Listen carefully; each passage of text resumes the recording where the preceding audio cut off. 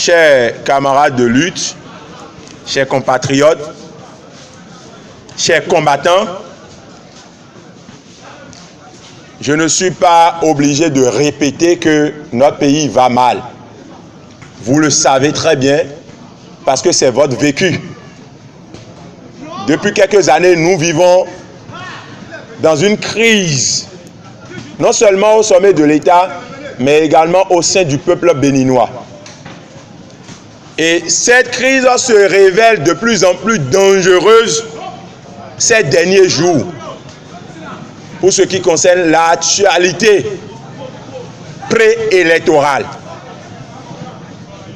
Alors, nous voudrions avant tout demander au chef de l'État, avant d'aller sur les sujets, nous voudrions demander au chef de l'État de ramener la balle à terre. Nous voudrions demander au chef de l'État de ralentir. Parce que l'allure là, à l'allure où vont les choses, eh bien nous sommes en train d'aller dans le décor. Le président de la République doit reconnaître que ces réformes, c'est-à-dire les réformes que lui-même il a nourries, que ces réformes ont échoué. Surtout les réformes institutionnelles ou bien politiques. La charte des partis politiques a échoué. Le nouveau code électoral a échoué. D'abord, les deux lois présentent tellement d'ambiguïté, tellement de zones d'incertitude. Et pour finir, l'applicabilité de ces lois pose problème. Chose normale, parce que quand vous faites voter une loi qui n'est pas analysée et qui ne reçoit pas un consensus, c'est tout à fait normal que son application pose problème. Eh bien, le président de la République doit ramener la balle à terre, doit reconsidérer désormais toutes les sensibilités, non seulement politiques, mais également de la société civile de notre pays, afin de trouver une solution et une porte favorable à sa gestion. Parce que depuis 3 ans, ça ne va pas dans notre pays, le Bénin. Alors, vous avez remarqué que la charte des partis politiques et le nouveau code électoral ont amené, sinon ont poussé la Sénat, la Cour constitutionnelle à violer le matériel juridique que les députés ont voté à Porte-Novo. D'abord, on a créé une pièce qui n'existe nulle part, qu'on appelle certificat de conformité. Et c'est au nom de ce certificat de conformité qu'on exclut les partis de l'opposition. Je dis bien les partis de l'opposition. Aucun parti de l'opposition n'a reçu un certificat de conformité. Ce que l'ancien ministre Toleba a créé n'est pas un parti de l'opposition, ne soyez pas dupes. C'est un parti de la mouvance. Et vous le savez très bien. Ceux qui sont des partis de l'opposition, nous les maîtrisons. Le parti FCBE, Force Cori pour un Bénin émergent, oui. Restaurer l'espoir, oui. Union sociale libérale, oui.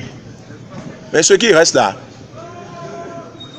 eh bien, puisque le président de la République a eu l'idée géniale de convoquer les formations politiques, après bien sûr que la Sénat ait prononcé sa dernière décision qui fait état de ce que seulement les 2 enfants jumeaux du président de la République, c'est-à-dire du bloc républicain et du bloc progressiste, vont se présenter aux prochaines élections. Donc un match amical. Le président de la République au moins a eu l'idée là de convoquer les formations politiques et a renvoyé la balle dans le camp des députés. Est-ce qu'on va dire qu'il a reculé? Non, ne soyons pas dupes. Le président de la République, c'est un monsieur qui est très stratège, qu'il faut suivre de très près pour comprendre sa stratégie. S'il a renvoyé, eh bien, le sujet à l'Assemblée nationale, il faut que les députés se concèdent réellement et parlent d'un langage de vérité.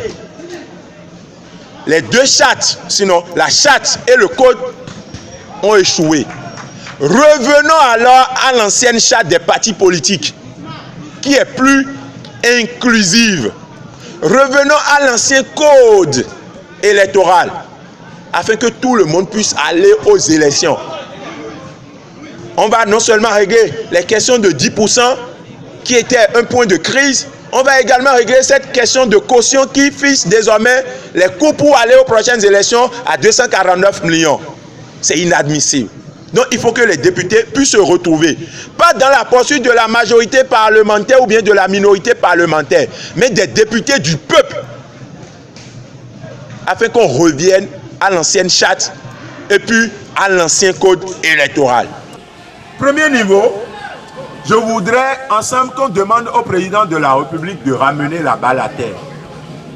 Il ne sert à rien d'aller si vite, c'est-à-dire il va trop vite. Il force trop la barrière. Les Béninois ne sont pas habitués à une telle pression. Il y a trop de tension dans le pays depuis 3 ans. La tension est au haut niveau. Les frustrations sont trop accumulées. Et quand il y a accumulation de frustration, c'est la guerre qui s'installe. Et les pays environnants sont des exemples à prendre. Alors le président de la République doit ramener la balle à terre. On finira par demander la paix sur notre pays, le Bénin. Dans notre pays, le Bénin, la paix. Et pour qu'il y ait la paix, il faut le respect de l'autre. Le respect de la Constitution, le respect des lois. Strictement, si le président de la République veut être un légaliste, lui-même d'abord doit pouvoir respecter les lois qu'il a fait voter à l'Assemblée nationale.